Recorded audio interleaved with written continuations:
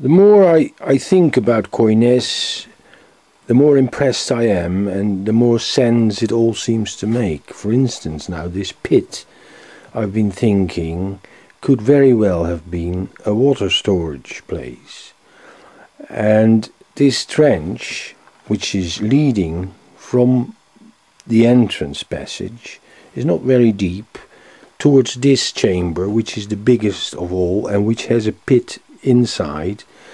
Now, I think it's possible to think that this would be closed by a slab, but underneath the slab, and you would put slabs on top of that, there you could make a small hearth, and there you could have a cooking place then, and that would be your kitchen with maybe also a pit inside with water. And the idea that these chambers were completely closed at the top is maybe wrong. You could imagine that they took one of those slabs out and placed a bigger slab just a bit higher up, so that there would be light and air coming in, and then you would have a space here which was filled with daylight, and also would be vented in terms of a chimney.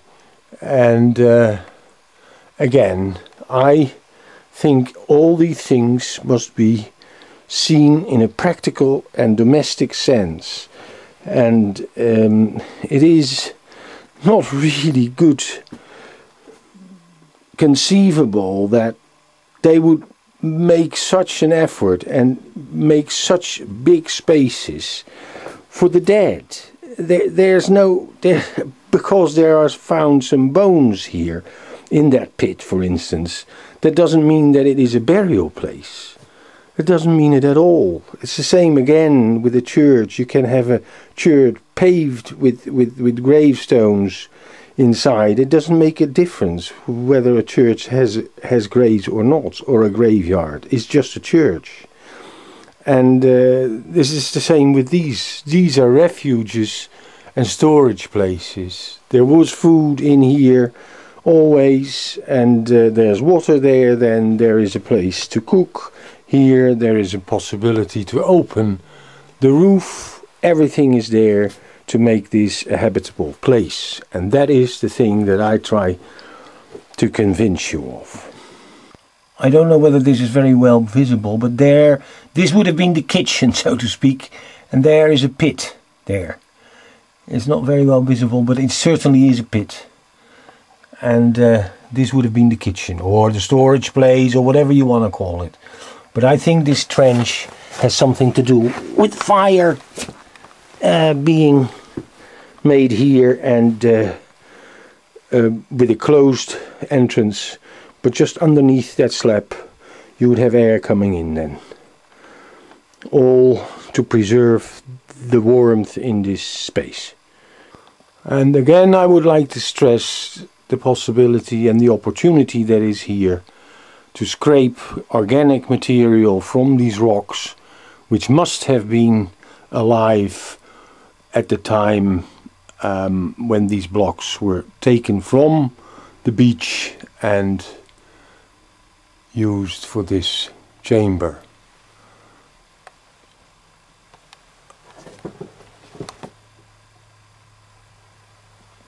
It's huge, and there's another thing which makes it interesting.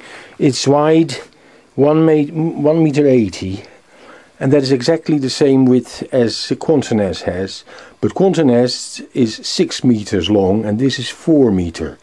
So you can think how big quoyness must be, but quoyness you cannot enter.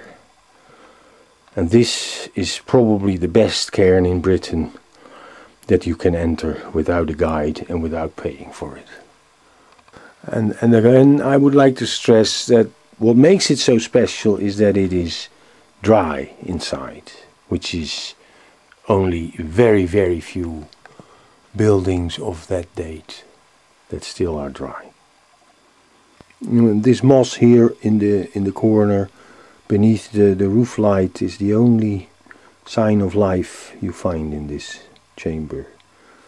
There's nothing of any insects or anything. This pit could hold water just because this is dug into the clay and the bottom is the bare rock, so it is exceptionally well to store water in. And also a possibility to store food if you want to cool it, but I think water is the best idea.